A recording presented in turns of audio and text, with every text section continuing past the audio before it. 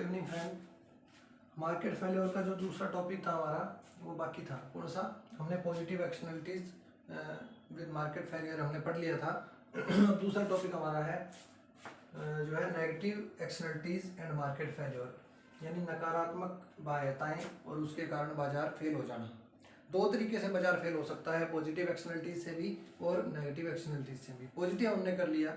Negative का मतलब क्या है कि अगर कोई फर्म प्रोडक्शन करती है और उस प्रोडक्शन करने से, उस प्रोडक्शन प्रोसेस से समाज के ऊपर उसका बुरा प्रभाव पड़ता है और उस बुरे प्रभाव को एक फर्म ना तो पेमेंट के रूप में समाज को देती है और ना पर्यावरण के ऊपर खर्च करती है, क्योंकि इन्वायरमेंट पोल्यूट हुआ, उसके कारण इन्वायरमेंट डिग्रेडेशन जो हुआ उसकी कीमत ना तो पर्यावरण को दी जाती है ना समाज को दी जाती है।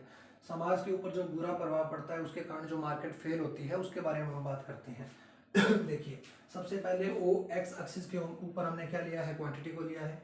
फिर उसके बाद में ओ वाई एक्सिस के ऊपर हमने क्या लिया है? प्राइवेट कॉस्ट को लिया है, प्राइवेट बेनिफिट को लिया है, सोशल कॉस्ट को लिया है, सोशल बेनिफिट को लिया है, इसके अलावा प्राइसेस को लिया है। ठीक है, ये चारों चीज़ें, पांचों चीज़ें हमने ली है यहाँ पर। फिर उसके बाद में देखते हैं यहाँ पर जो कर्व बनाए हैं उनके क्या नाम है। एक कर्व बनाया हमने डी डिमांड कर्व, या इसको बोलते हैं, हम क्या बोलते हैं, इसको बोलते हैं बेनिफिट कर्व। क्या बोलते हैं इसको?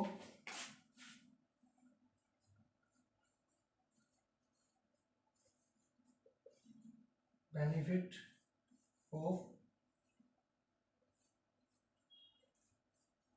सोसाइटी एंड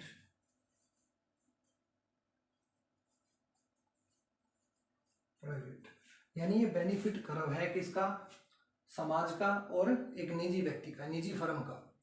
इस लाइन के ऊपर, कहने का मतलब मेरा ये है कि इस डी लाइन के ऊपर प्राइवेट बेनिफिट और सोशल बेनिफिट दोनों इक्वल है। अब बात करते हैं कॉस्ट की। ये एस जो कर्व है ये किसका है? ये है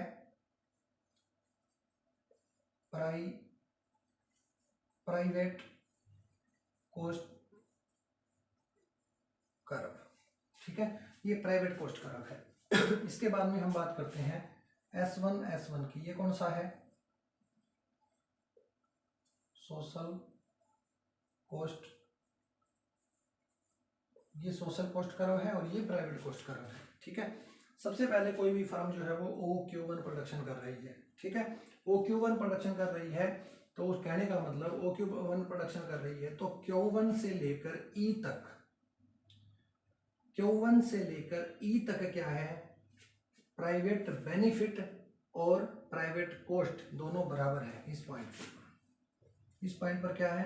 private cost is equal to private benefit, यानी कि ये डी लाइन जो है वो ये बेनिफिट की है ना, इस लाइन के ऊपर प्राइवेट बेनिफिट है और इस लाइन के ऊपर प्राइवेट कॉस्ट है, तो इस ई पॉइंट पर क्या हुआ? Private cost is equal to private benefit. इसको इक्विलिब्रियम पॉइंट बोलते हैं। अब करते हैं समाज की बात। समाज को कितना बेनिफिट होता है और कितना लॉस होता है?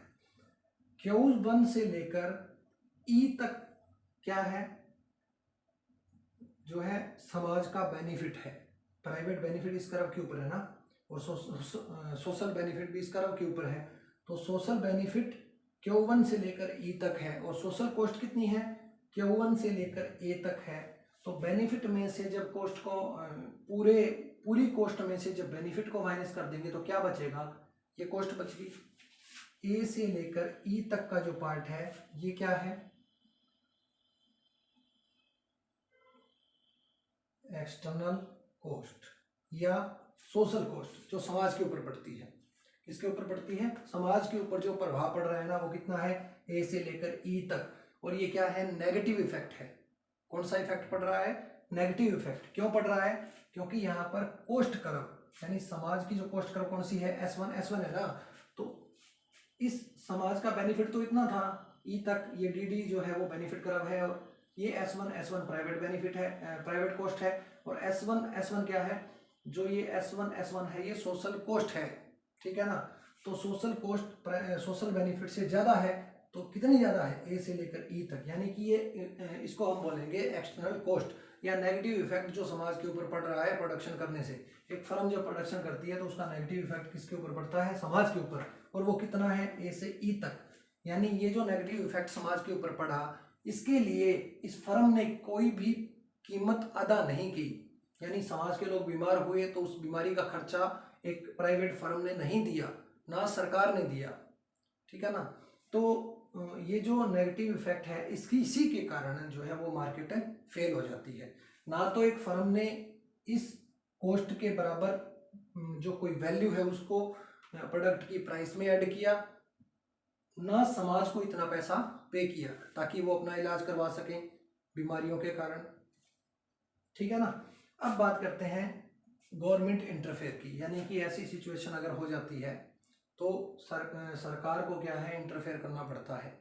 सरकार इंटरफेयर करती है और सरकार क्या करती है, टैक्सेस लगा देती है। कितने, इतने पार्ट के बाद टैक्सेस लगाने से क्या होगा, देखिए नया इक्विलिब्रियम बिंदु हमारे पास आ जाएगा Q2। अब इक्विलिब्रियम कहाँ पर, पहले इक्विलिब्रियम कहाँ था, यहाँ पर था। अब इक्विलिब्रियम पॉइंट कौन सा हो गया, ये E। अब इसके ऊपर क्या है, ये इतनी मात्रा में, या हम कह सकते हैं कि इतना, ये B, इतना सरकार ने क्या लगा दिया, टैक्स लगा दिया एक फर्म के ऊपर, एक फर्म के ऊपर टैक्स लगा दिया। नेगेटिव एक्सटर्नलिटीज जब होती है ना, यानी किसी फर्म के प्रोडक्शन करने के कारण समाज के ऊपर अगर बुरा प्रभाव, हानिकारक प्रभाव अगर पड़ रहा है तो सरकार क्या करेगी, टैक्सेस लगाएगी। और अगर प्रोडक्शन प्रोसेस के कारण समाज के ऊपर पॉजिटिव इफेक्ट पड़ रहा है तो समाज क्या करेगी, सब्सिडी देगी, ठीक है, किसको, फर्म को। मिलेगी दोनों चीजें फर्म को ही, टैक्सेस भी फर्म पर लगेंगी और जो है सब्सिडी है वो भी किसको दी जाएगी, वो भी किसको, जो है फर्म को दी जाएगी।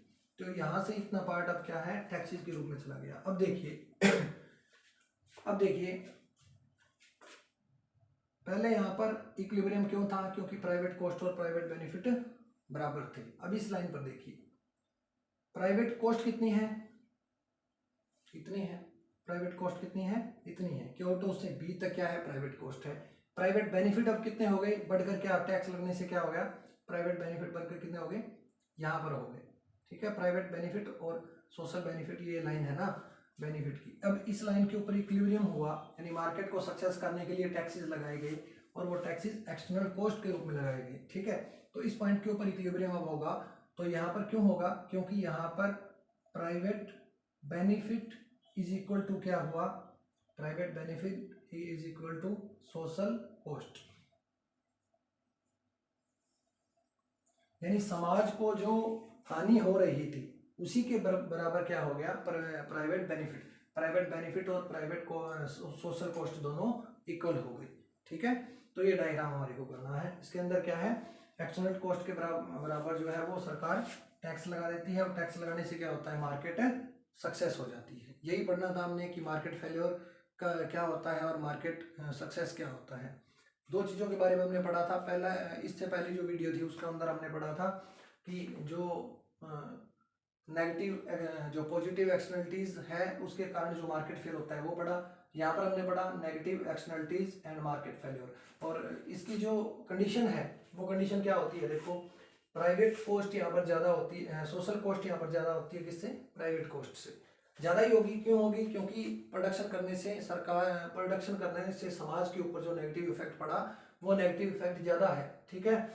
उसके बाद में प्राइवेट कॉस्ट और प्राइवेट बेनिफिट दोनों बराबर होते हैं, प्राइवेट कॉस्ट और प्राइवेट बेनिफिट इस पॉइंट के ऊपर बराबर है, ठीक है ये। उसके बाद में सोशल कॉस्ट, सोशल क्या होती है, प्राइवेट कॉस्ट और एक्सटर्नल कॉस्ट, इन दोनों का जोड़ होती है, प्राइवेट कॉस्ट और एक्सटर्नल कॉस्ट। यानी प्राइवेट कॉस्ट कहाँ से थी, Q1 से B तक क्या थी, प्राइवेट कॉस्ट थी, और B से E तक क्या है, एक्सटर्नल कॉस्ट है, यानी एक्सटर्नल कॉस्ट E से B तक है। इन दोनों का जोड़ क्या हो गया, सोशल कॉस्ट ही तो है। S1 क्या है, ये सोशल कॉस्ट कर्व है। तो ये इतना पार्ट है ना, ये इतना पार्ट, ये दो चीज़ों से मिलकर बना है, एक तो एक्सटर्नल कॉस्ट से और दूसरा जो है वो प्राइवेट बेनिफिट से, इन दोनों चीज़ों से मिलकर बना है। थैंक यू दोस्तों। और अगर आपको ये वीडियो पसंद आई है तो लाइक करिए, सब्सक्राइब करिए चैनल को, और आगे से आगे इस वीडियो को शेयर करिए और ज़्यादा से ज़्यादा लाइक करिए। Thank you all of you.